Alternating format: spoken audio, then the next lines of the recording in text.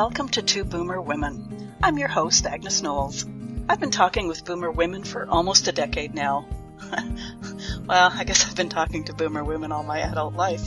Reinventing myself several times along the way, though, but always focused on us, Boomer women. With this incarnation of Two Boomer Women, I'll be interviewing other women who have a message of interest for our demographic.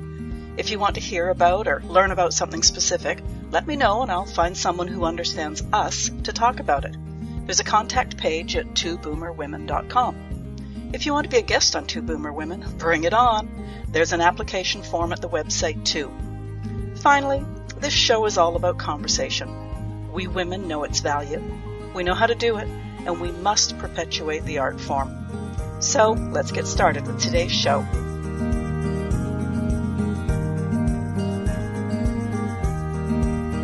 Welcome to the Two Boomer Women podcast. I'm your host, Agnes Knowles.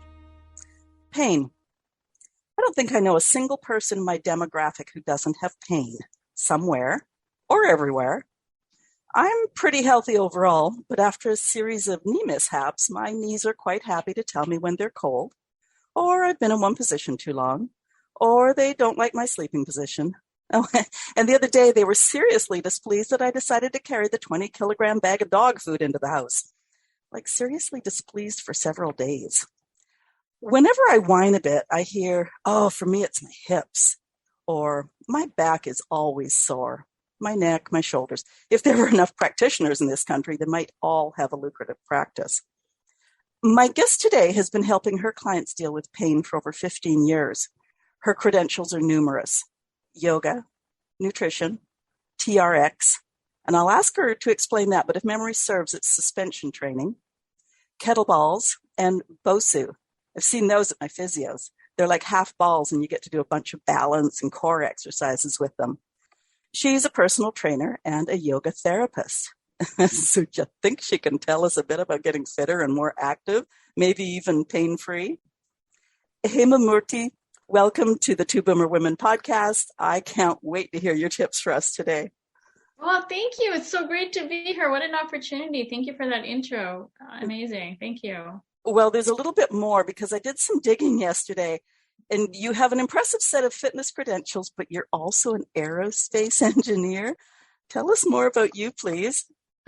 Okay, well, yes, I am an aerospace engineer, always will be in the back of my mind. I think that's my template on which I've decided that there was a break, a kind of a chasm between the world of fitness, probably in the 70s or so, that time frame. Fitness did take off around the world. People realized that regular people have to train, not just someone who looks like Arnold. And then that came into the regular lifestyle. But there was a chasm between a demographic of women in general, not any age group, just in general, women training bodies and the world of training. And as I said, I refer to that Arnold icon, and that's where the training went. So my engineering hat, because I was interested in training, and I was interested in just keeping healthy. It wasn't anything crazy, not training for the Olympics or a race or anything, but I just wanted to say, well, how do I answer that question? How does a woman who has a full life with family and studying, if you're doing college or if you're just starting your work career, how do you stay healthy? How do you do all those things? Because I think there's something there for me. And there was no one to really answer the question whenever I went to get training as an engineering student, someone doing grad school, working part-time, just doing the stuff that everybody would do, or as an engineer would do. And then trying to answer that question, there was nothing. There was just this one-size-fits-all attitude. And my engineering brain, which was kind of focused on problem solving, number one, that's the word engineer. It means a person who's ingenious enough to solve a problem. So my problem-solving side of me said, there is a disconnect here. A body is a system. It works a certain way. And one has to be a little bit concerned about how their own body works, because you don't look like anyone else. You don't look or have the same feel or same muscle groups or structure, bones. than anybody else. So why should your training be the same? Is that affecting you? Or is there some commonality that you can eke out of the typical one size fits all thing? That was the question that kind of ran through my mind as an engineer. So my engineering hat gave me the motivation to say, you know what, at some point when I've done all the things I wanted to do in engineering, in air quotes, because, you know, you have a dream. I want to design an aircraft. I want to blah, blah, blah. So you, as a person growing up in that career, you have a few things you want to hit, boxes. And once you've hit those boxes, you want to say, well, maybe I can just keep that on autopilot and keep doing those things and find that self-fulfillment there. But maybe there's a part of me that I can eke out to do the fitness. And that's what I did.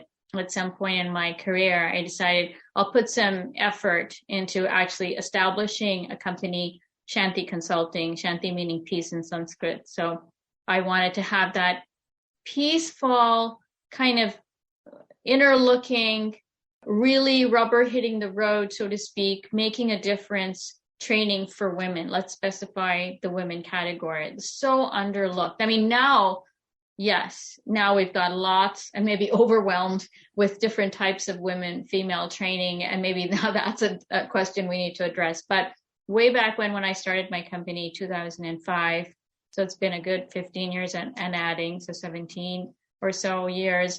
That was the question I answered. And initially, there was a lot of women came to me and said, I'm so glad that I have this resource. Now I know what I can do safely. There's a person in the loop at the other end who can say, review what I'm doing, what I need to do, and then administer it. And then the other part of that equation is, as an engineer, I felt like the fitness world was doing something crazy, as if we were all the gym rats. They kind of put it on its head and said, fitness first, you know, eke out a few hours in your day to do all the nutrition, like you mentioned, that whole list of nutrition and your workouts and your stress management, and the list goes on.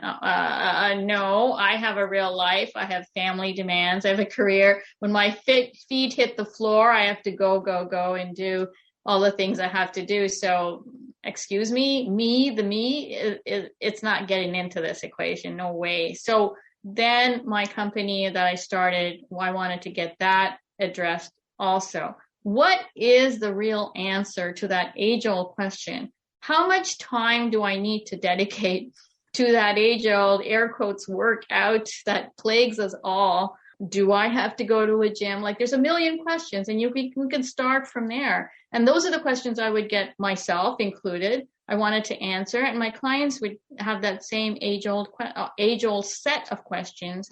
What can I get away with at-home workouts? What's the minimum amount of time? Do I have to go crazy on the nutrition? Do I have to, go get a dietitian? Do I have to start a book? Do I have to start a journal? Do I have to go health food store? Yes, like it goes on and you go crazy. And the world literally went crazy. I could see it in my clients' eyes when they first, that bug-eyed look, like, oh, what do I have to do? And there was a lot of fear. Like, if I didn't do all those things that the media was trying to tell me, those are sponsored advertisements, but how can you tell the difference really? Do I have to do that? Oh, I don't know. Am I missing out? Am I going to, are my kids going to be able to access me? Is my life going to go down the drain? These are important questions. Well, the media peppers us with those messages. I came in with this honest engineering approach. I just want to answer the question and make it easy. I wanted to make it easy. I really wanted to get that. What's the minimum amount of time someone has to spend to get fit, to be the health? What is it we really want? Women want to be the healthiest version of themselves. No, they don't want to be Arnold or Jane Fonda or go on the Olympic stage or do that and all the others. No, I want to be, this is what most people tell me, including me, what is the healthiest version of me that could run my life so that I have enough energy to do it all the things I want to do, and then efficiently get it through efficiently, and still be the star in, my career that I work so hard for, or, my family stuff, whatever it is you want to do. How can I do all of those things without, petering out of gas, be available emotionally, mentally, and physically for all of those things I want to do? That's the question that fitness answers. And that's the question they should have been answering. So I supplied that information. that's in a nutshell how to answer your question. It's interesting that you go that route too, because I was in the same boat. I had 3 kids in 3 years. I had a household to run, blah, blah, blah, blah, blah. And true confessions, I did have a background in fitness training. And that was after my 3rd child. It was like, if I have to lead a class, I'll show up. So I went that route. True. But I remember taking the courses, and the one definition of fitness that I heard that it really rang true with me was fitness means that you have enough energy and skill to get through all the demands of your day, and at the end of the day, still have a bit left over for that fight or flight if necessary. Yes, absolutely. And it just made so much sense. So I started talking about activity, not fitness as much. Exactly. That's true. Now that's taken on like so many other words in the English language, and I could I'll write a book on that one. But the thing was that fitness has taken on a totally different meaning than the definition you gave. That's spot on. That's what it should be. That should stay that way. But it has taken on a color of its own. It's this animal that either you fear it or you love it, and you kind of let it, who is the human walking the dog or the dog walking the human kind of thing. Is fitness serving you, or are you living to fitness is something ruling your life? Those are the questions one should answer also. Yeah. Okay, let's start with yoga, because I think everybody's heard of yoga. And I believe, because this is not my bailiwick, believe it can be as gentle as possible or as strenuous as you want it. Is that correct? True. And then to extrapolate from that, the answer to your question is yes.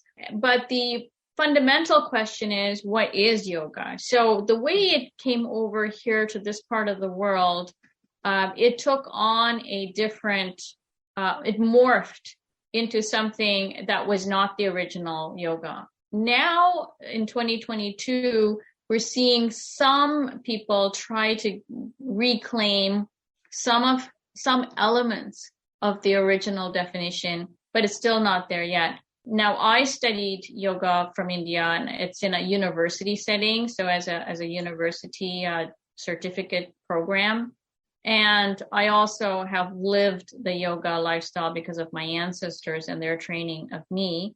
And it's a totally different thing. It may be called the same name, but it had, at the beginning of my company, when I started my company, at the beginning of that time frame, the yoga I saw outside was nothing like the real yoga. And so I took it upon myself. That was another prong of my company's goal, is to reset the definition of yoga. Now, the proof of having accomplished that goal to some level is that now, after this many years, I have people in my yoga class who started out with the idea that they hate yoga. What they hated was the way yoga was presented in the Western world initially, incorrectly, and which was it's not the original yoga. It may have to share the same name. They called it that, but it wasn't. It's almost as if you took some element of some big long thing and made it into its own thing and called it the whole. Suppose you took a play, let's say a Shakespeare play, took one line out of it somewhere smack dab in the middle and called it the whole play. Would that be representative of the play? I think Shakespeare would disagree. A lot of theater practitioners would disagree, and so on. And I could go on, but that analogy is essentially that the asana portion of the original yoga practice, which is what was touted as yoga. So in itself, that's incorrect. Second thing is that the asana portion of the practice, which is the physical portion of the practice, has nothing to do with going through physical motions. Now, if you want to allow me, I'll take maybe a minute to explain yoga. Oh, please do. I was just thinking as you spoke, it's like, well, here we go. Another thing that we've westernized to make it easier for ourselves, or not, like we didn't have to learn this and we don't have to stretch ourselves, and it's such a Western thing to do. Shortcut. I call it the Baskin Robbinization of yoga. Oh, there you go. Perfect. I'll remember that one. That's my personal idea, because there's so many flavors. Because one of the popular questions I get is, which type of yoga do you do? You know, a person is a Caucasian who studied here their whole life, and then they'll ask me that, and I'm thinking to myself, well, depending upon who the person is, I answer differently. But in a short answer, the short answer is there is only one type of yoga. It's yoga. There's no flavors here.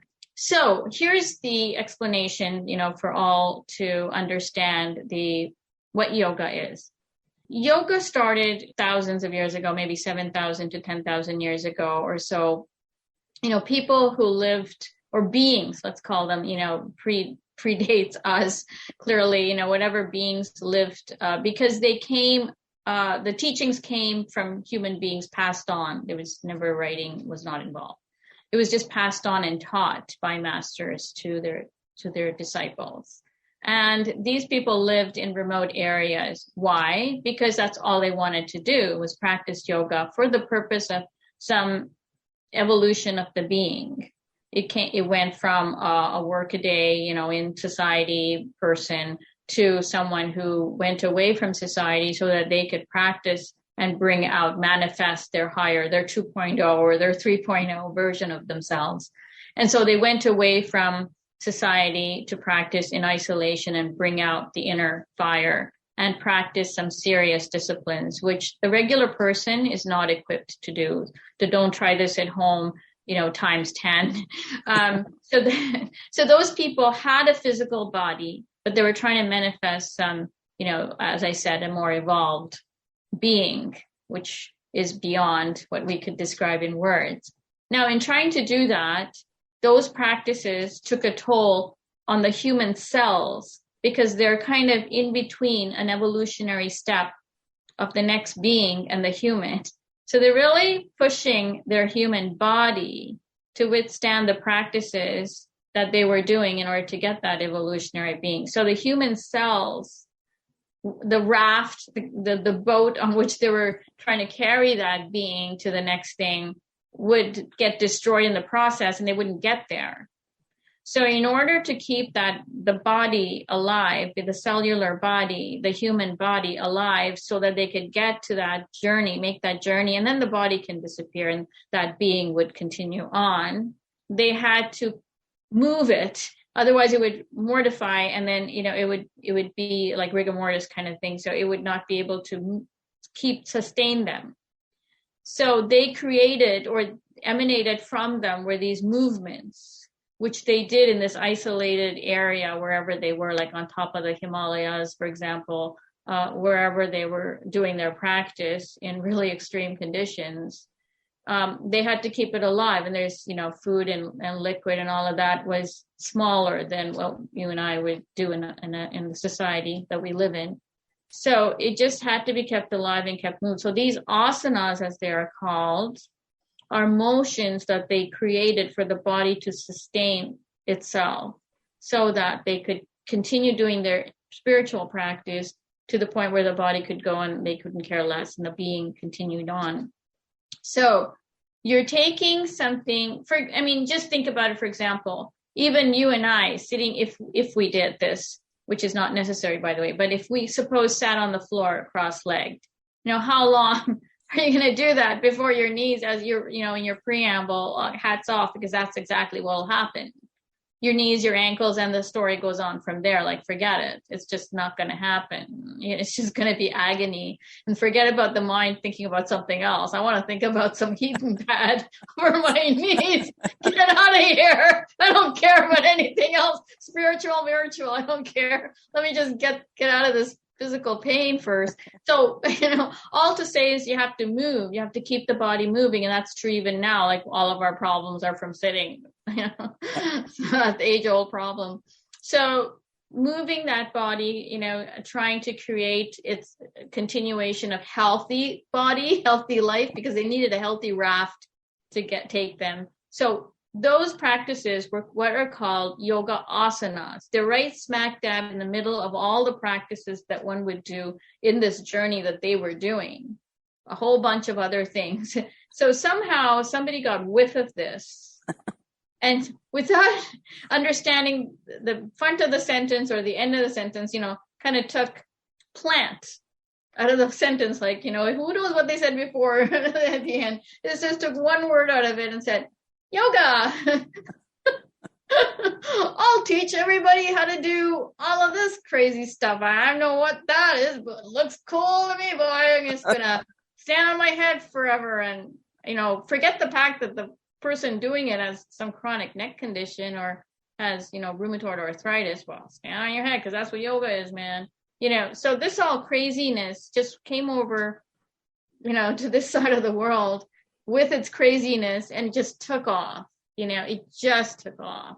Not to diminish in any way its benefits if done properly, even in this context, which is what I'm working with now. When I started my company and started teaching yoga, even within that context, you can still, as my clients now have testimonials, before I met Hema, yoga was a 4-letter word. That's on my website. Somebody actually said that, so that was the constant refrain I would get. This is yoga. And they accidentally, kind of parachuted into my class. And I don't even know.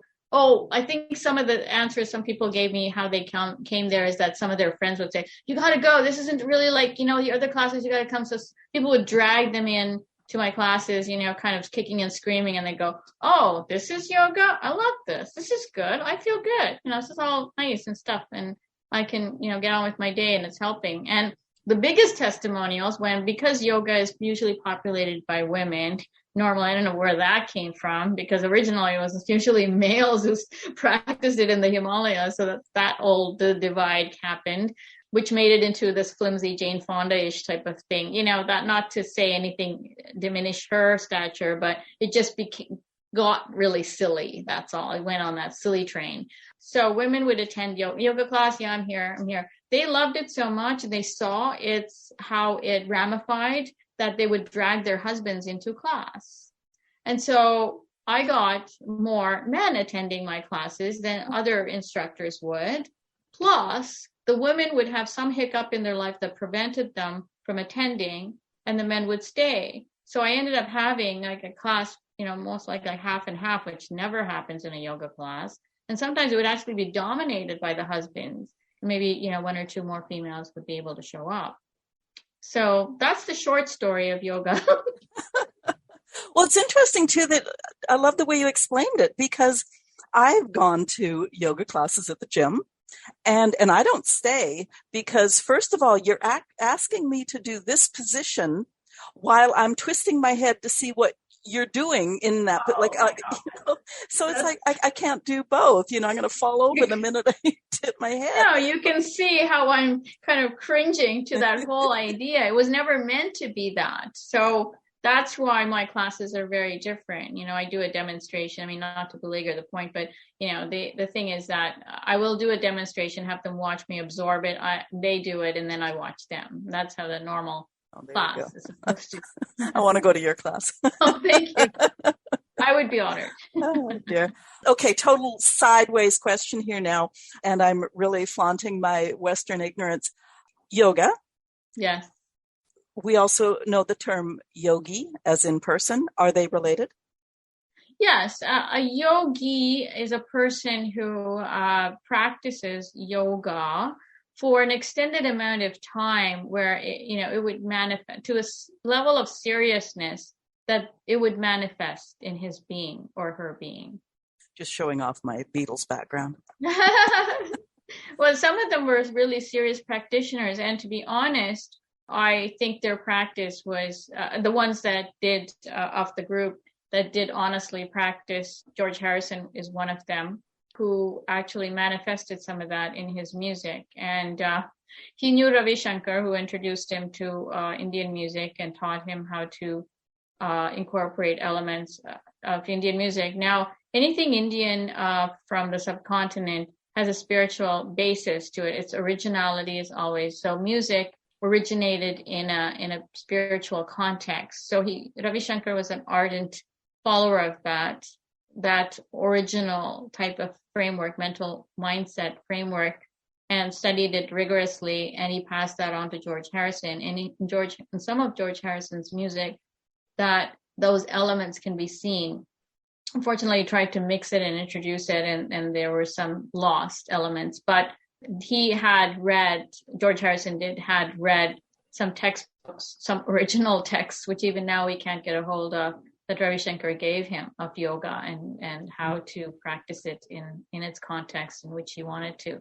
So he did go quite far. And I've actually written an article on it, which got published in a not so popular Vedanta journal, but it was published in some sense, and it's about this George Harrison's journey. And so later on, I can certainly send you the link at some point.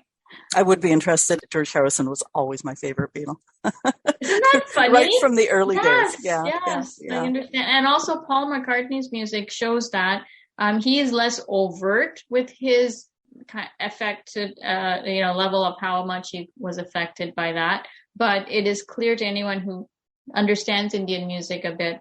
I see a lot of elements of that in his music also. But I think he's less talkative about it. He's more subtle with his connection. He wants to show in his music, and less overtly, talkative about his connection. But he was also, it looks like he was affected by that connection as well. I'll just maintain my crush on George. For sure. Okay, I'm going to move on. I'm just going to go through the list here. TRX. Was I right with that suspension stuff? Yes, total resistance exercise. Very good. That was an excellent segue. Yes. Now, suspension training, why I love it and why I studied it. And as you know, if you know me by now in this part in this interview, it's because everything I do has that support of, it has to make a difference. I don't study something just because it's the latest fitness fad. That to me is the way to kill your fitness credentials, being faddish at any level on anything, because that's just not the way to do it. Honestly, women would benefit a lot. I'm not plugging them. I get nothing from TRX, but suspension training was invented by, again, a guy who is extremely passionate about helping the common person. Where have we heard this before? The inventor of TRX, whose name just escapes me now, but very important person in the fitness industry. He is a Navy SEAL, and while they were doing their practices, he was working on these suspension training ropes, and that's how they train when they're away. They have no equipment. They can't start taking dumbbells around. It's just going to sink the ship. But the thing is, you need to train. So he discovered, hey, once he's done his stint in the Navy, he came out and started this company. And in the beginning, again, it was a tough going to convince people this is going to be a good thing. But when I heard whiff of that, I said, yes, women, you're going to love this, because portable, saves space, can do anywhere, sign me up. And benefits are immense. If a Navy SEAL can do it, you'll see the benefits are really amazing. And you can take it with you, and it takes this much room in your, I think my clothes take more room than a TRX. So you can really just wrap it up in a bag and, take it anywhere. There's always a door anywhere in any place that you can use to hook it up. And you can vary the difficulty of the exercises based on your fitness level, and anyone can get benefit. And there is a rehab version of it. There's so many rehab exercises, meaning that if you have an issue like, so, like knees, welcome to the club kind of thing, shoulders and back, or any other issues that a person has, we can work totally around it and get, some fitness level going and have some regularity in it. So I'm a big fan of them. I've been certified, yes, and I taught it a while, but I kind of get away from the fad versions of that. Like that has a tendency to happen in many kind of subject matters where, people will rally around something just for the sake of rallying around. Yeah, I know it's a human nature thing. You got to rally around something, and then, off you go into the next faddish idea in fitness. But I think this is something that should be in everybody's fitness bag. If there's one piece of equipment they should get, it's probably a TRX. Well, I think too, the fact that I mean, you use the word equipment, but it is minimalist. Yeah. And if I know enough about it, it's a lot about your own body too. Yes. So you work within the confines of your abilities, yes. and then you grow from there. Right. And it brings you closer to your body, a lot like yoga does. I know I hate to start that conversation because people will take the wrong conclusion from it. But, you know, yoga is hello, introduce yourself to yourself. It's getting to know you. And TRX does that also because, as you pointed out, it is a body weight thing. It's me and me against me. And you grow. The muscles do grow. And it's a really quick way to get benefits in a short amount of time, because what do women have a lot less of than others? Time and space. And this creates that environment. And you're right. I mean, there are a lot of instructions, a lot of classes, not so good. Again, just like yoga, the whole group fitness thing, which blew out, you know, in the Jane Fonda days in the Western world, still has a strong hold on people. Because we're human, we're social, and then the pandemic has caused a kibosh on that. And we like to, you know, work out with other people. I'm going to go all out only if I see my friend in the next thing go all out too, because we're going all out together and making those, you know, moments for ourselves, which we can share during class. That's great. But at the end of the day, there's got to be you answering to you. And if that's not happening, you still have to take care of your body. And I think connection with your body is proprioception, you know, knowing where your body is. I mean, it's a buzzword in fitness, but every person should be aware of where their body is, who they are, and where they want to go. They can answer those 3 questions, and fitness helps you achieve that. I know it's as high and flighty as it sounds, you know, it's true. I feel sometimes like I'm Hema Light, because even today, except for COVID, I teach elderly people, or I lead elderly people through a series of exercises. And I do that whole, you know what your body skills are, like just even lean on the wall and do some gentle push-ups that way, or just that stuff. So as I say, I'm Hema Light. I think we're all into that whole get to know your body. I mean, those of us who, you know, you're speaking here to the choir clearly, but the thing is that, you know, those of us who want everybody to just be the best version of themselves. And I think that's why we all got into fitness. And I think you're echoing that same sentiments. You know, the reason we do something is because we just want people to not make so many excuses. It's a lot simpler than the world is making it seem to you. So don't make that the reason why you're not doing it. I can show you a better way, you know, and that's, I think, why we do that kind of service, even though we have other backgrounds, you know, and other career lines. It doesn't matter. And everyone gets into the fitness thing. And the other thing that actually, you know, just connecting those dots there, we're talking about, you know, the yoga, the TRX, the group fitness, just connecting that. The reason there's such a big, you know, disconnect and so many people having fitness issues in the world, despite having so many of us in the world. I mean, the number of people in fitness as professionals has grown. But why do we still have a diabetic epidemic, an obesity epidemic, and the list goes on? Why?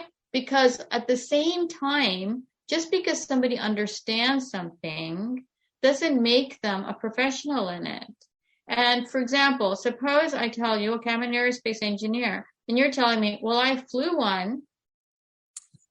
So can I just do this in my basement, put a Boeing thing together, whatever they're called, and get people on it and fly them to to India or something? Well, everyone knows the answer to that question. And yet that's exactly what's going on in the fitness world. Where's your education? If I said a muscle name, how many of those professionals can tell me, A, where it is, what its purpose is, what are the exercises that I would need to help that grow? Or, what are the things that it's connected to bone-wise? What is it supposed to do? Am I supposed to pay attention to it? Can you help me with it if it's not functioning? Without books and without Google, can they answer those? Those are the fitness professionals. Those who can tell you that off the bat. That's a professional because they've studied it so deeply that that's inside. It's not, I have to Google it. Google, give me a break. If that's your problem, if that you need to do that, then you should get out, because you're dealing with a human body. And the fact that that whole profession is allowed to train people without that information, which is what's happening. I know this, so I'll teach it I know not to knock down anybody whose heart is in it, who's trying. But those who think this is a quick career line, that's dominating the profession at some level. And that is what's causing the problem. I mean, how many aerospace engineers do you find who don't know aerodynamics? And how many fitness professionals do you know who come across at not knowing a lot of things? Human body, give me a break. What if you broke something? Does that bother you? Does that make you sleep less? It should. And then why aren't you not picking up a book and getting that information, or buddying up? I'm not saying everyone should be Einstein in fitness. Buddy up with a professional and say, I got the name of the person who invented TRX, Randy Hetrick. Buddy up with Randy Hetrick. He's so approachable. He's on Instagram, and you could DM him and say, hey, I'm a fitness professional. I want to get better. Any tips? He'll help you. And the list goes on. He's not the only one, but there's some real fitness giants who know their stuff and who really want to help people, and they will help anybody. If honestly, if somebody says, I'm teaching a group fitness class, I just want to help people. I may not know enough about kinesiology right now, human kinetics and stuff. So tell me what's the best thing I can do in an hour a day. Oh man, there's so many people who will help you, and that's what I'm looking for. Just be honest and try to be better tomorrow than you are today in your field. I'll vouch for that, because I remember those days of between the nutrition and the physiology of my brain is going to just burst. I know. Trying to remember it all. And that's another topic that's totally gone off. Just like the word fitness, nutrition has also gone off into another cosmos. And it's made it into this difficult thing that makes everybody confused. And the fact of the matter is, it can be boiled down. This is what I teach my clients, just to benefit your audience for listening to me this long. I can tell them the 2 rules of nutrition are the following. And if they forget everything else, they will be a fitter version of themselves. And if you disagree, let me know. But there's 2 basic rules: is be in touch with you. Don't make your nutritional intake a thing. It's not. It's you connecting with you. So be aware. Just be self-aware when you're eating. Be aware. If it requires you to start a journal, do it. If that's what it takes, if that's your homework for yourself, if that's what it takes for you to become aware. But the problem is that this disconnect between your eating patterns and your awareness of your eating patterns is what causes all of the problems.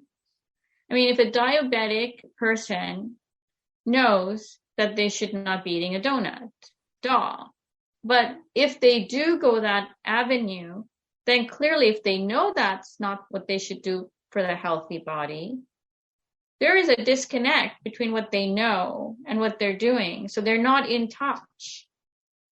And why are they suspending that in touchness? That's the question they need to answer first, not taking the donut out of their hand. Fitness solves nothing and actually makes it worse, because now they're going to search for something else. Why are you searching? And they need to answer that for themselves. And so as trainers, what we need to do is lead them through that journey, self-awareness, and so if they can practice, for example, if they can eat to 80% full, that's a buzzword that we have. No one understands what that means. But what it really means, just like the yoga example, is just be self-aware. How full are you? When are you full? When do you need food? When do you need to eat? What time? What times of day does your body think it's in need of it? So the other part of that, which I said 2 rules. So one is that self-awareness. So, understand what you're 80% full. What does that mean to you? make that your definition. It's going to be different for the 7 billion people on the planet. So make your own definition. Don't listen to anybody. Hear nothing. The second rule is to consume food slowly. And if that means you have to make some journaling, for example, today, if you're eating lunch and you're noting the time it takes you to eat, then challenge yourself to say, tomorrow, I'm going to take the same meal and eat it for a minute longer. And try to just challenge yourself to go along that vector. Now we do all kinds of push-up challenges, 5K challenges, this challenge, that challenge, 5-day challenge, and the list goes on. Why not give yourself a realistic challenge? Like if you just consumed your food slower, that will give you that, like these two are two together. They go together. Because the self-awareness is what is the problem. Like I showed you for the diabetic example that I just gave, that is an example of how that self-awareness would help. And I think we can globally just say we have less of an epidemic for health issues like obesity and diabetes, for example, if that self-awareness was taught more than eating rules, which is what it's dumbed down to. And, we're doing the same dance as the yoga thing or the fitness thing. It's always the same. Dumb things down where they don't make any sense. And people are put off by it. So they go like this. Yeah. And it's interesting to me too, that I relate it to mindfulness, where we eat on the run. We're never really paying much attention to serving size. Serving sizes are ridiculous. Actually, I read something recently that the size of a dinner plate has actually increased in the last 30 years or something. And you see people all the time. It's like this big mound of food, whereas I've tried to do the opposite of, okay, I eat a lot of bowl dishes. I eat out of a smaller bowl now, as you say, appreciate the flavor of that yam or something. And then by the time you're done, you can get up. If you're still hungry, you maybe take a little bit more, but chances are you probably aren't hungry anymore. And really listening to your body of, I'm definitely hungry now. So I'll go, and plan ahead, I guess, to a certain extent so that you don't go racing to the fridge and pull out the ice cream. But correct. The tools and tricks go on from here to infinity. Yeah. You're right. But it all starts with, what do I need? I need help with, and fill in the blank. Like I said in the example, what is it that your self-awareness is not accomplishing?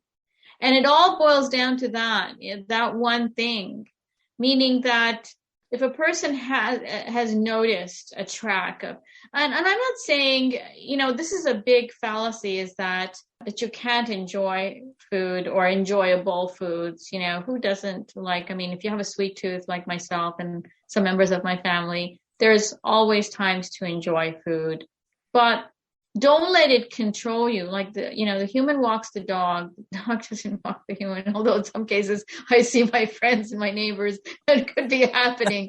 But the example is that, make sure you know who's the leading what.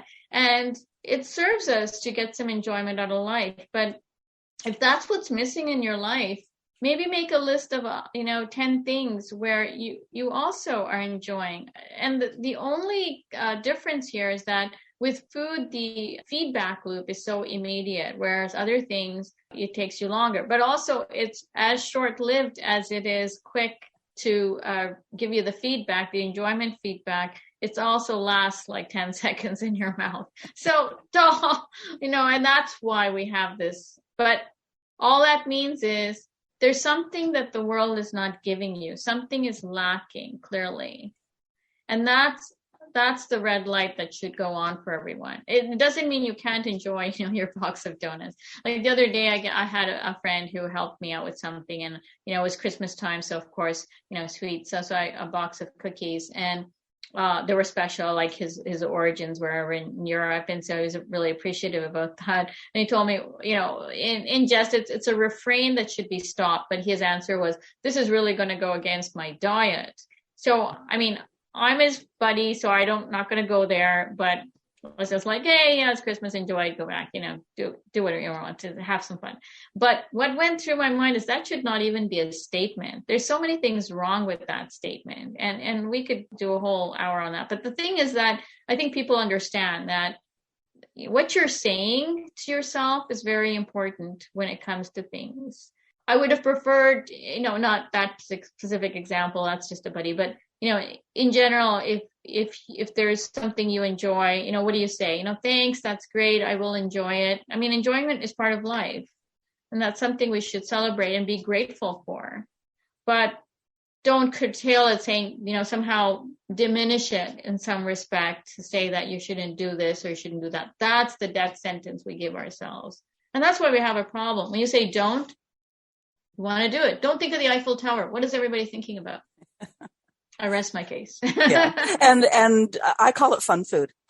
So, if this is a fun occasion, then I can indulge in that fun food, moderately. But just like we don't play Monopoly all the time. If for those who like that game, you just can't play all the time. You have to. There's got to be some balance, So fun food, that's a good word for it, or just enjoyment, or try to enjoy something else. Maybe. And I always say, everything plays in, when your body is craving something, it's probably not breathing properly. And unfortunately, it does boil down to the fact that you're probably, if you did a workout, why is it that after you do a workout, you really don't feel like eating?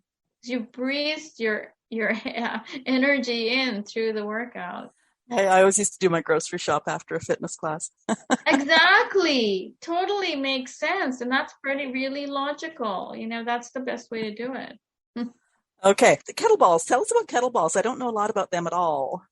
Okay. Well, first it's kettlebell. It's a bell. Yeah. Okay. Yeah. It's a kettlebell. That's where the original name of it. That's the name for that specific piece of equipment. An amazing piece of equipment, I must say, for women. Women would get a lot of bang for your buck with a kettlebell. Now, its origin is in Russia, as a lot of exercise science that we imbibe in the West is from Russia.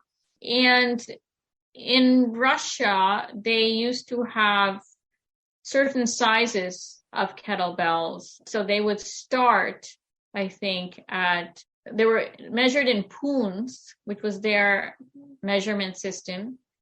And there's a certain number of kilograms per pounds, which I forgot. I just had that piece of information when I was teaching it. I don't need to know it now, so it went out the window. But you would Google that. But the important piece of information here is that a lot of people trained with it, a lot of men trained with it, and it was in a higher size.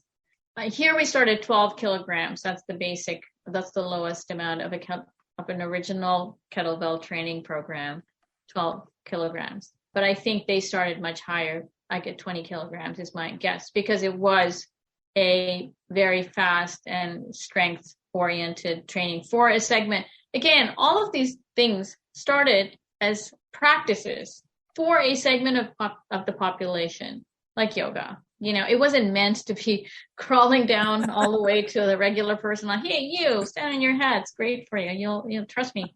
It doesn't work that way. So again, this high strength training, really elite, strong person program was taken up by some individuals who are experts in exercise science.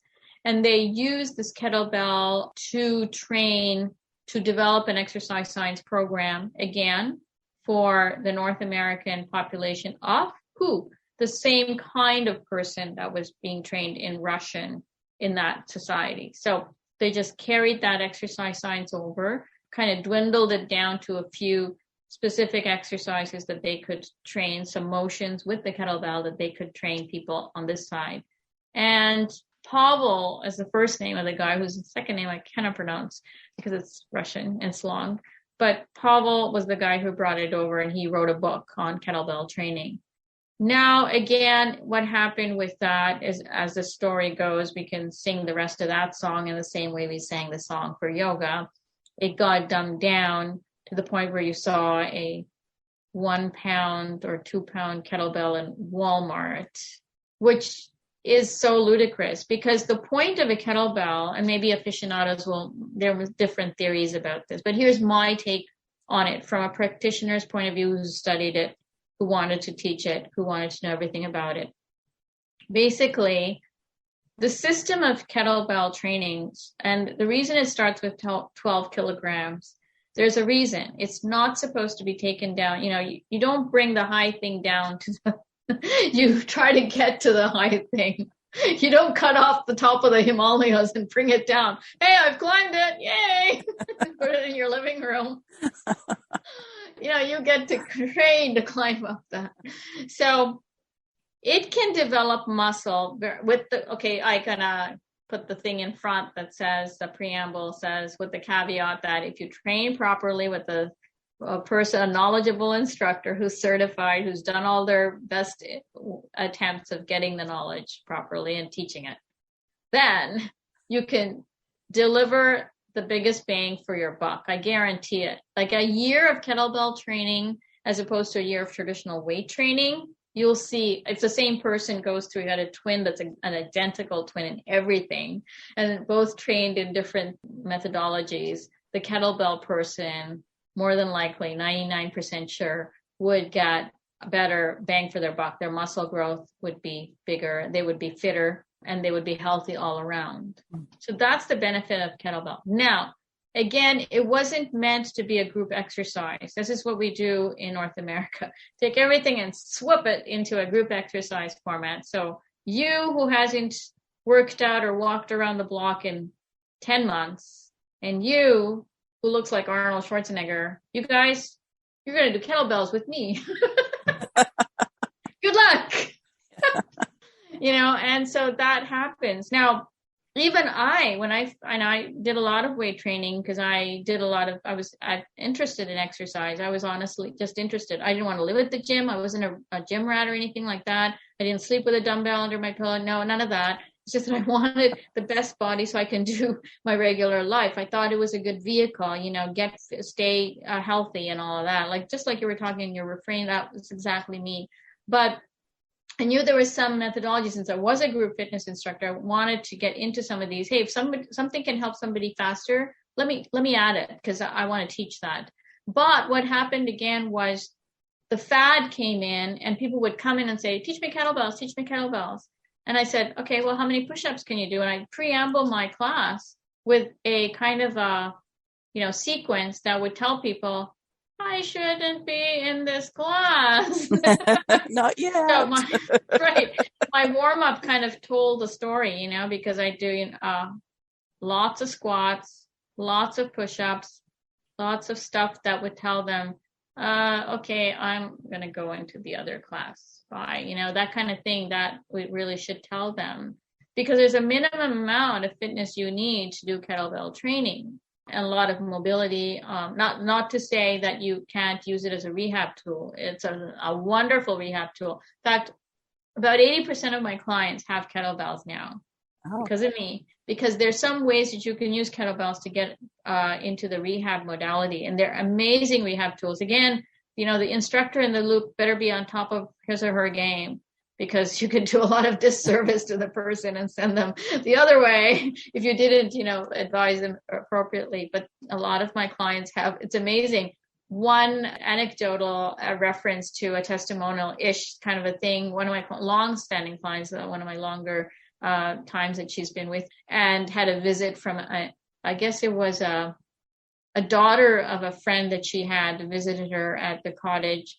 And my client had these 35-pound kettlebells at the time in her cottage. And so the daughters, I think they're in their 20s, and their jaws just drop. Here's this 60-plus woman. And it was, for a minute, they thought, is this decoration, or that you're holding a paperweight or something? And then no, like, she was actually using it in front, and that was her workout. I was talking to her on the phone when she was at the cottage, giving her workout, guiding her through. And they were going, after that, their jaw just went to the floor, and are you serious? This is what you use to train? What? I can't even lift that thing. And I go to the gym every day. I mean, there you go. I rest my case. So. Yeah. And just that whole thought of, and I love that concept of being this age and shocking the doo-doo out of a young person, because it's like, we are so capable. But caveat, yeah, just be careful, do it slowly, do it with a professional, learn Yeah, properly.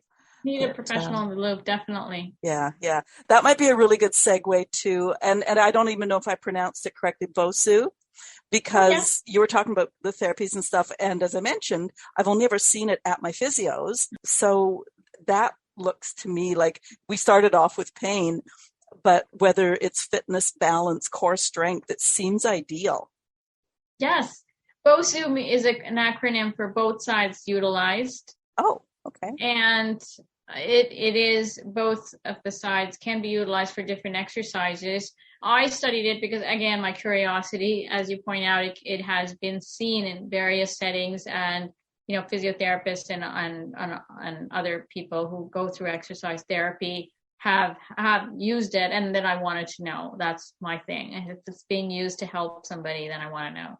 So I did study it, got certified in it, and yes, it can be used with the proper guidance. It's not for everybody. Just like all these tools, by the way, I should caveat is that not all tools are for everybody. There's a certain population for each one. And if anybody listening to this wants to help me to advise them on it, I will gladly do that by email, because the last thing I want is for somebody to say, you said to use this and I'm going to go get it and I'm going to get hurt. That's not what we're here for. We're here to provide you with the proper information. There's an audience for everything. So that Bosu, yes, for sure. I loved it because it was challenging. Now, the popular myth is that you can develop core, in quote, air quotes, core for, using the Bosu. I mean, if I stop somebody on the street, they don't do that anymore. I guess walk down the street. But if I stop somebody at random at Walmart and said, what's a core? They would not be able to answer that question because everyone has an incorrect idea. They think it's abs.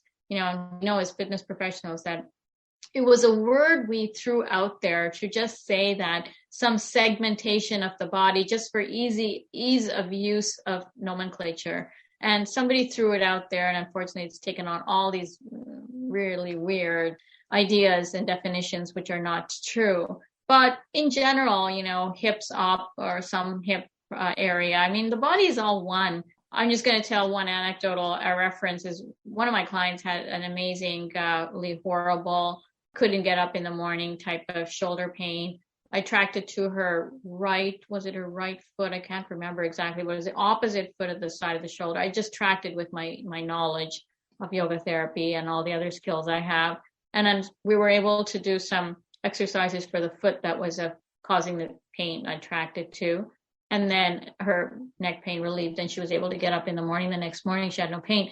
So all to say is there's no dissociation of the body. You cannot say, I'm going to work my core. That is just, it'll tell you how little you know of the body. You're working the body. When you work the body, when you do an exercise, you're working the body.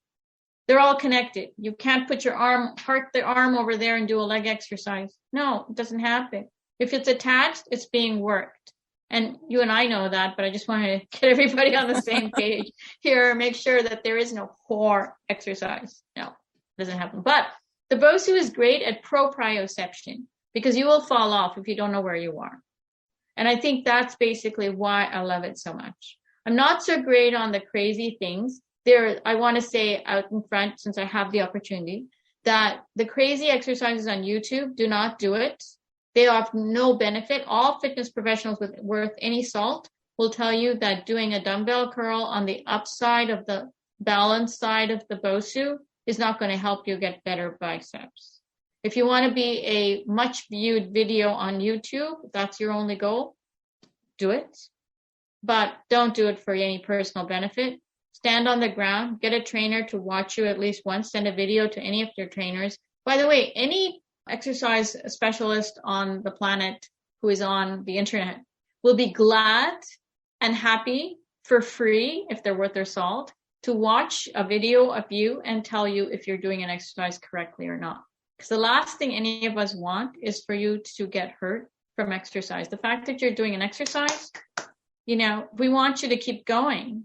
So all of us on the planet worth our salt will be glad to, if anybody wants to send me a link to a Dropbox link of them doing an exercise that they think they might be doing incorrectly or just want me to watch their form, gladly, I will do that. And I'll say yay or nay.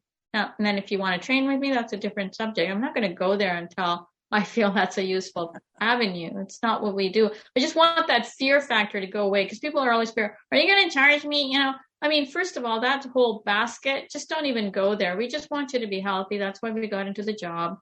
None of us are, $10 million in reeking in it. So don't even go there. That's not the kind of profession we are in. We are in to help people, and that, you should keep that topmost of your mind. So people who are seeking out anybody on the internet, go ahead and do it. I encourage you to message people and email them and find them. But getting back to the Bosu, it's a great tool for proprioception. I do help people who have wrist issues use it for push-ups. I myself sometimes use it for step-ups because it does kind of contribute to some things, but I don't advise it across the board unless I see the client and feel that that's something that they need to incorporate. It's a nice to have. It's not a need to have, even for people who have it. I can backtrack really quickly. When you Sure. talked about the client with, was it neck pain or shoulder pain, and it was down to the foot heel. Exact same thing happened to me, and that was my first experience with physiotherapy.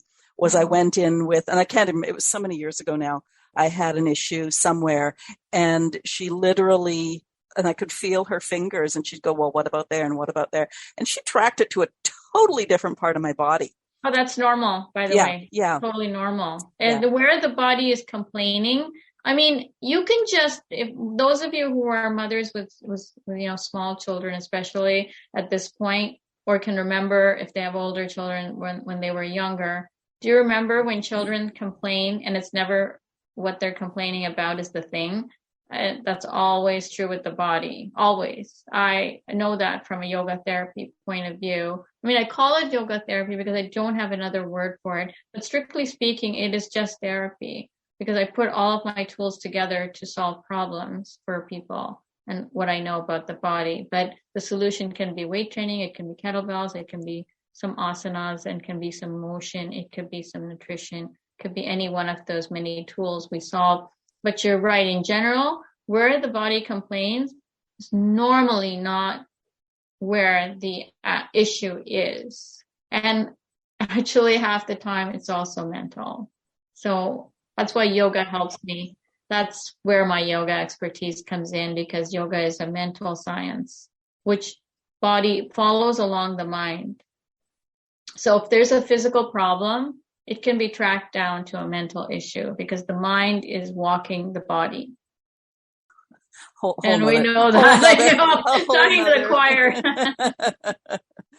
Okay, so that probably really leads nicely into, I was going to say, you've got these methodologies that you use. Say I come to you, I'm in my late 60s and things ache and I'm not very flexible anymore. I have a little bit of extra weight. Where do you begin to discuss with me which would be of the most benefit?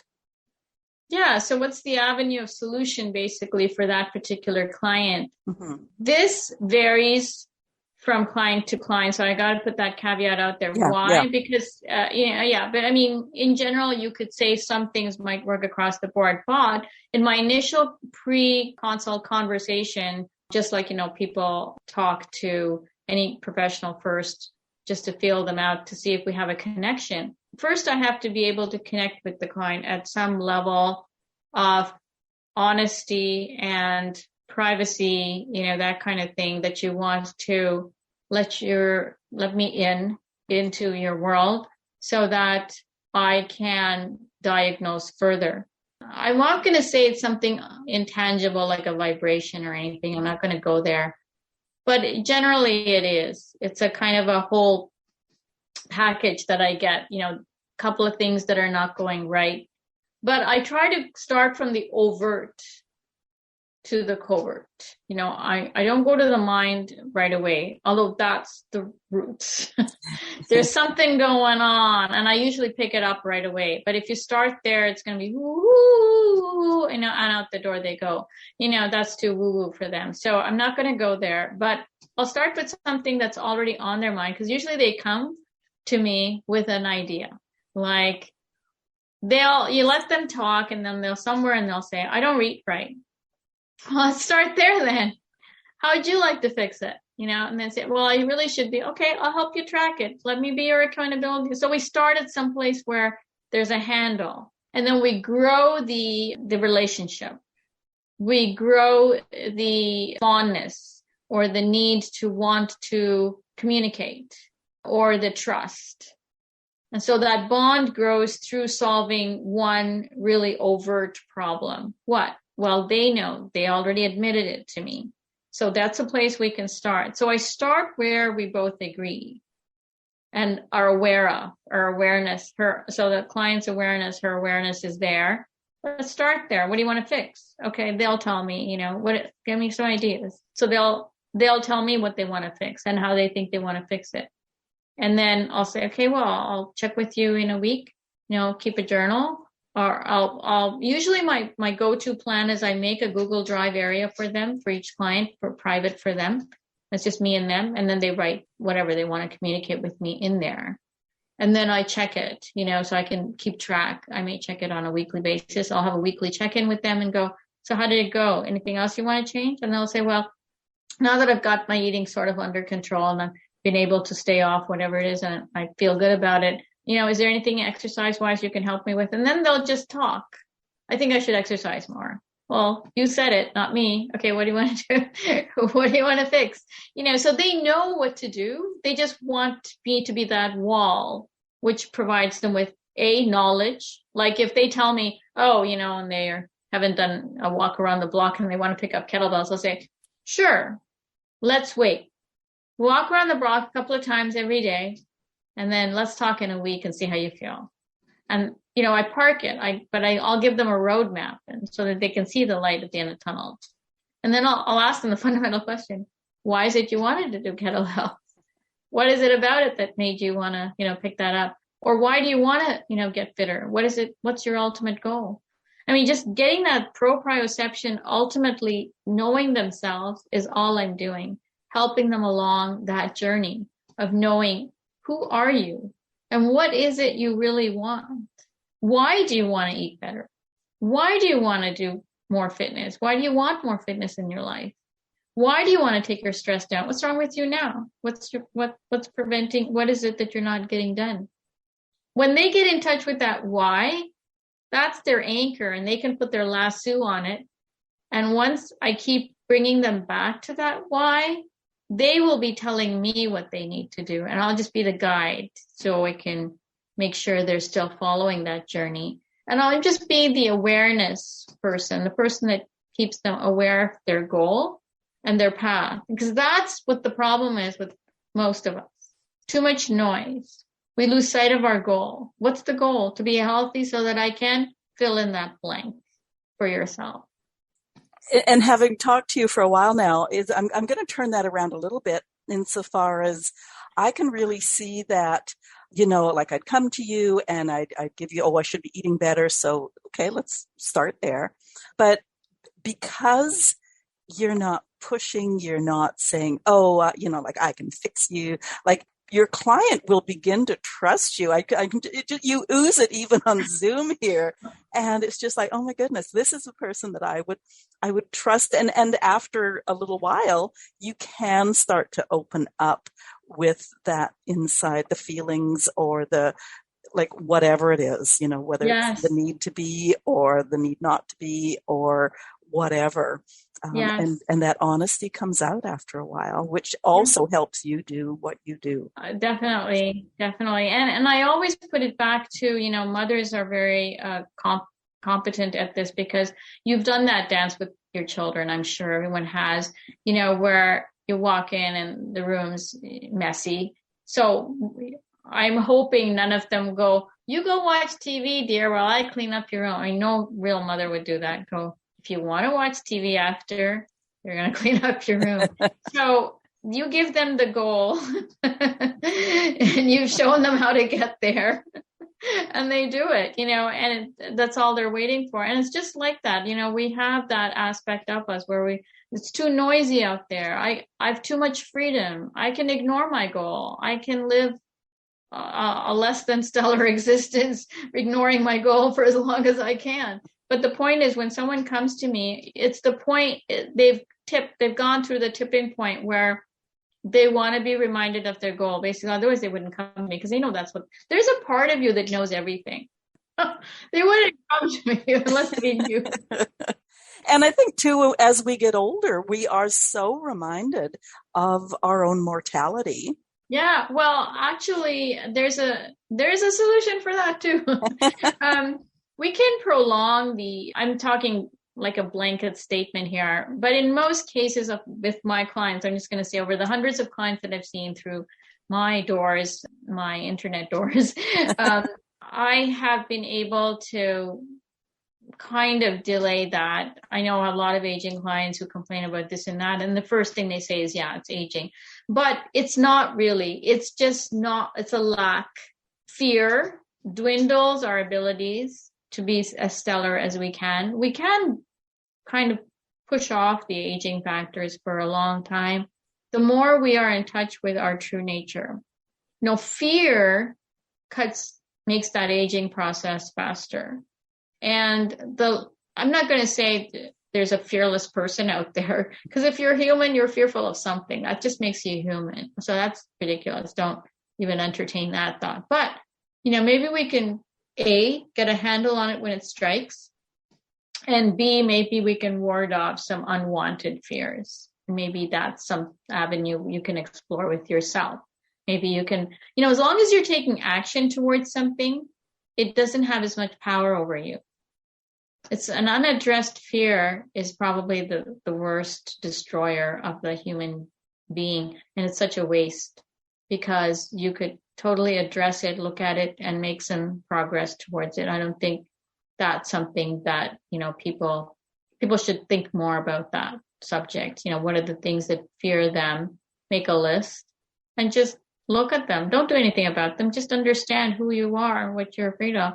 And maybe you want to take one lowest hanging fruit off that list and maybe start making some progress over it. And you'll see how much better you feel.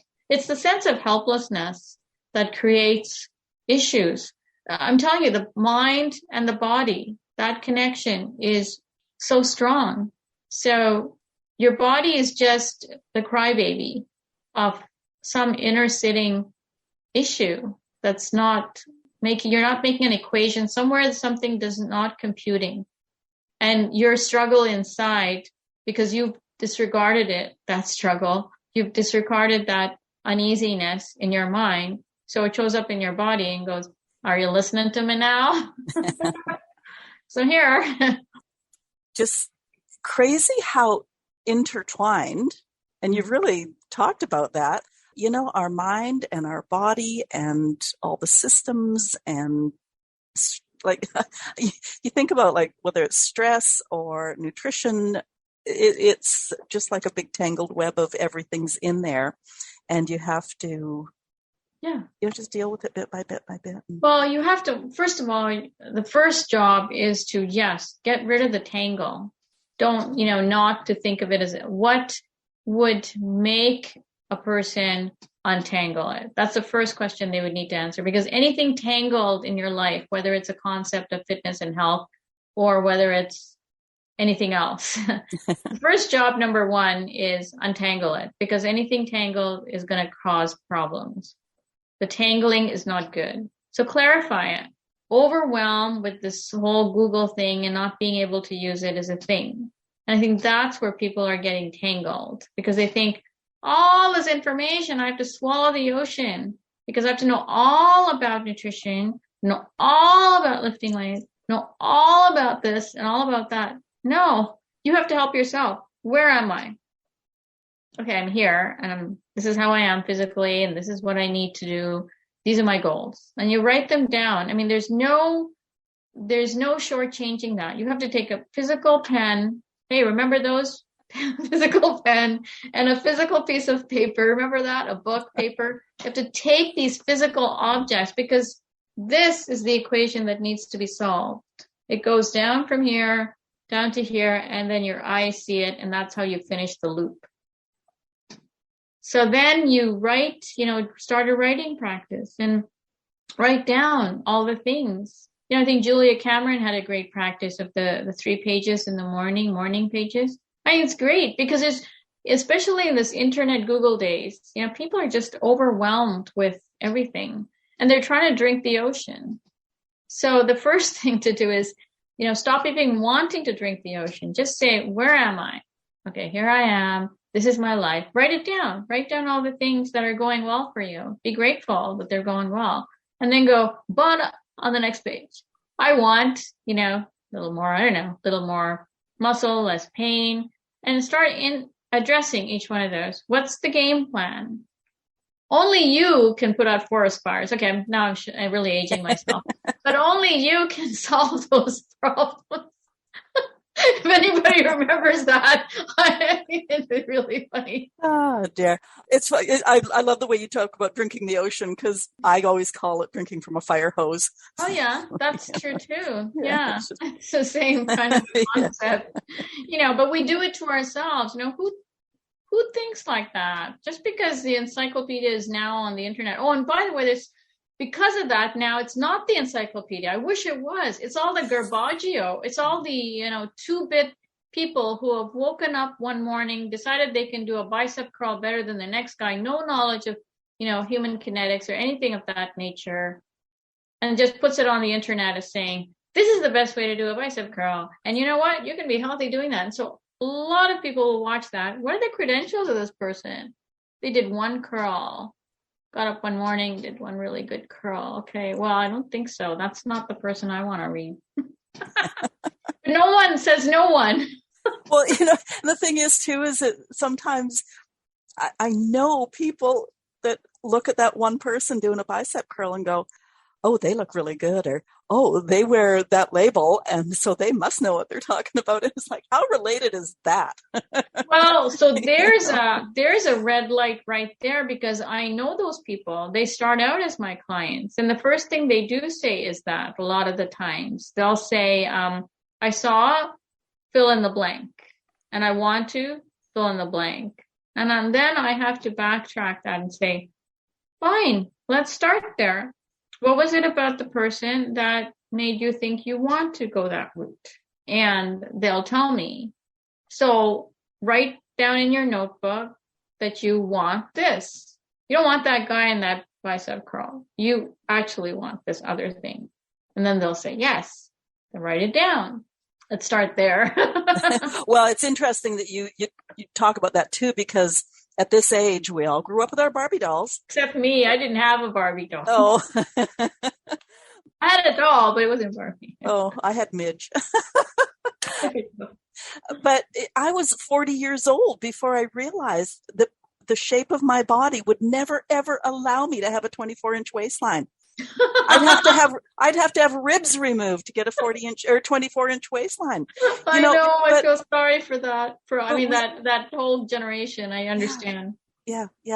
And so that's still, twigs in the back of a lot of people's women's minds, because we're mostly. Oh yeah, the whole promotion of self-image, and now I like it because advertising companies are becoming more inclusive with their advertising. We no longer have to put up with the Twiggies. Yeah, the Twiggies of the world. We don't have to do that anymore. We can now have normal human dimensions advertising, things for regular people who have regular lives. It's nice to have, the J-Lo and the Jennifer Aniston, because they're very inspirational with how much they do work out.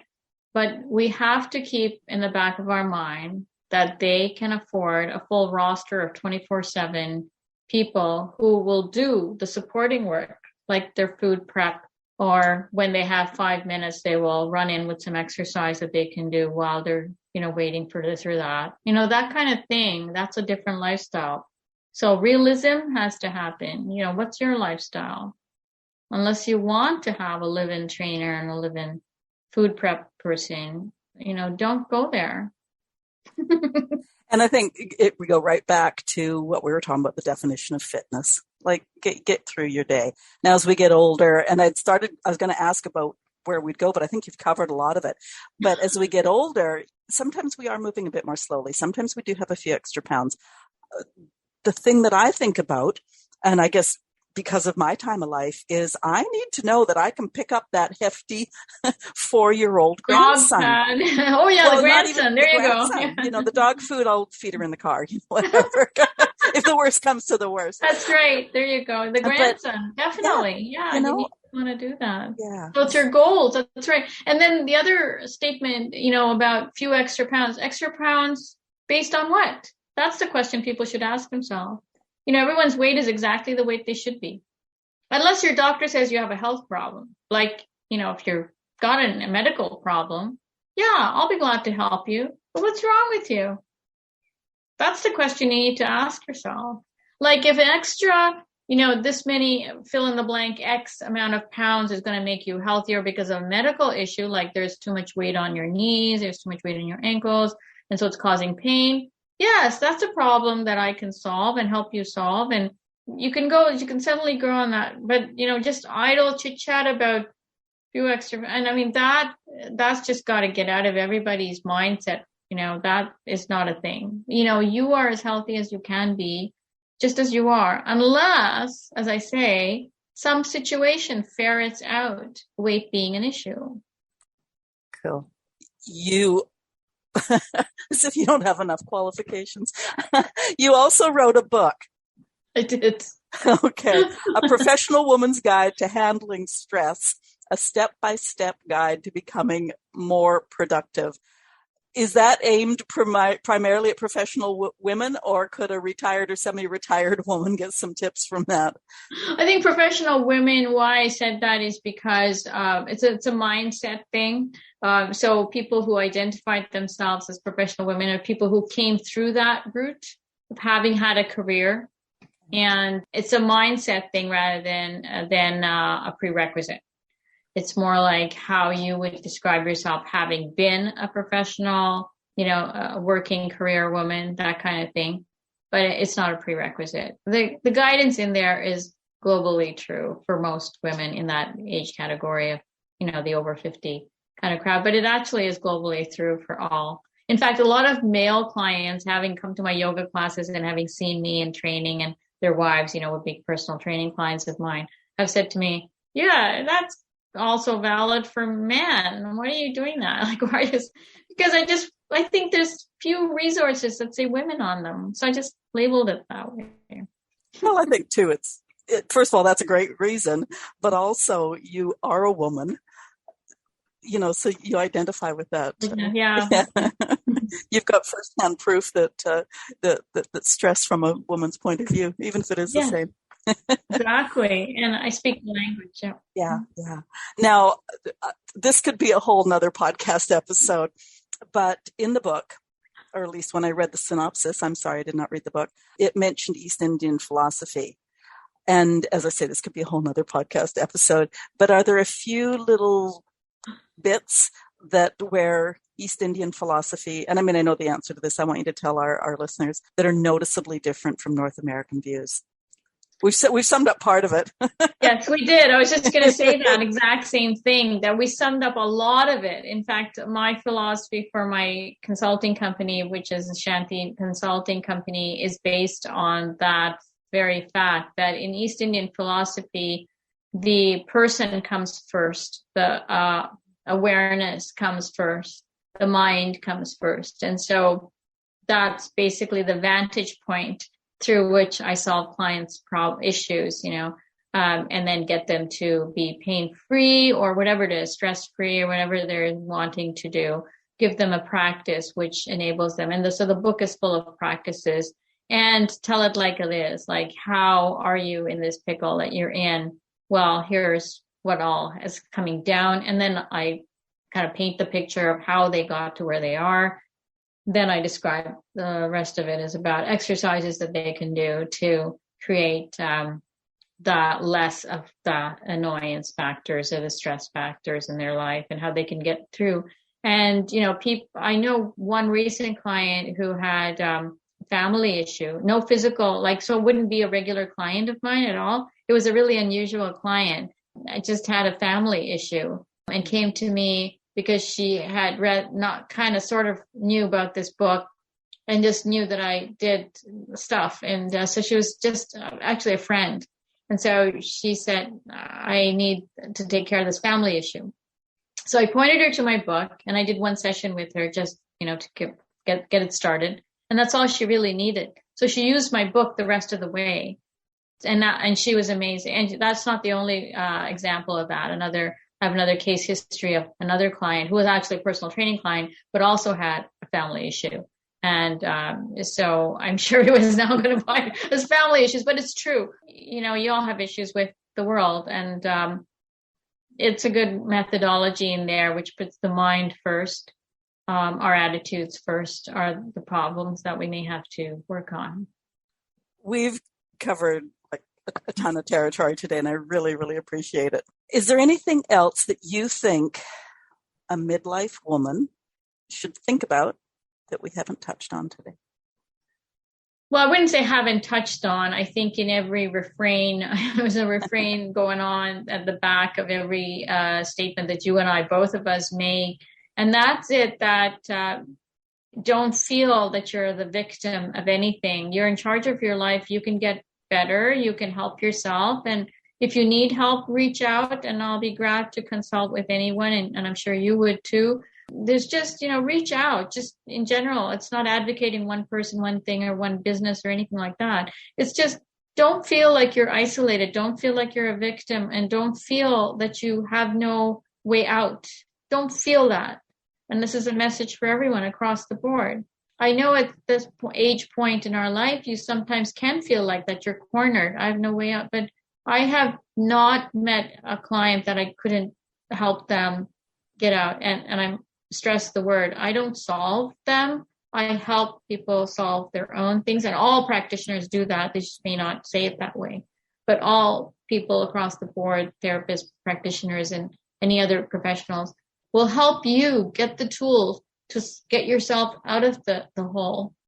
And they'll lead you to where you don't have to be there. No magic wand.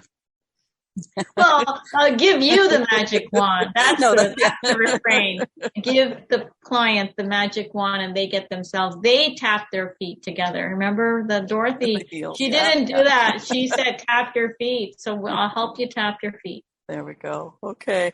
When I was on your website, I saw a pain-free active living course for women over 50. Yes, coming up in March, I'm hoping that's being put together. And I will put out, you can sign up on my website now for the wait list, which is getshanti.com, GETSHANTI.com. And if you sign yourself up on the wait list, you will get a free mobility guide challenge book that will give you exercises to increase your mobility, whatever that may be, just feel better kind of thing. That's what mobility really means, just feel better in general. And that wait list will be activated so I can send you an email when the course actually comes up to launch. Perfect. Okay. You just answered that next question of where do people find you? It's getshanti.com. Yes. And as always, the link will be in the show notes. Listeners, if you have any comments on today's show, you can leave them where you're listening or at twoboomerwomen.com/join-the-conversation. Feel free to leave stars. They help us grow. And hit the subscribe or follow button before you go, and then you'll be notified about future interviews with more of my great guests. If you want to be a guest on podcasts or know someone who would, there's an application form at the website too. Hema Murty, thank you so much for being my guest on Two Boomer Women today. My pleasure. It's amazing. Have a great rest of the week.